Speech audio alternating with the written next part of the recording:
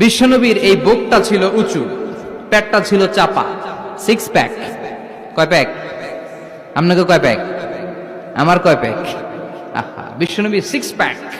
Six pack বুঝছেন? ব্যায়াম করে যে গোস্ত বানানো হয় এটাকে সিক্স প্যাক বলে। এই কথা বলে মৌলভী মিজানুর রহমান কুফর করেছে, সে কাফের হয়ে গেছে।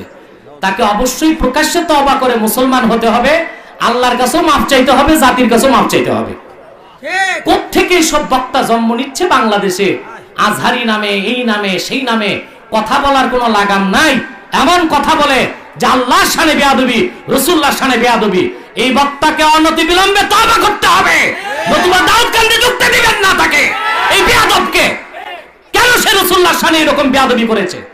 মিজানুর রহমান আজহারী যে সিক্স প্যাক নামে যে তথ্য দিয়েছে সঠিক, আপনি জানেন না, উল্টা পাল্টা আন্দাজে মন্তব্য করে। আধুনিক শব্দ আপনি তো জানেন না, আপনি তো ওই পর্যন্ত পড়েননি। আপনি আন্দাজে ফতোয়া দান করেন, কাফের ঝড়ি নিয়ে বসেছেন। মাওলানা মিজানুর রহমানকে আপনি কাফের বলে ঘোষণা দিলেন। চরমনাই পীর ফজলুল করিমকে, রেজাউল করিমকে উনি কাফের বলে ঘোষণা দিয়েছে। আমারে কাফের বলেনি, বলেছে মূর্খ। এক পদে আছে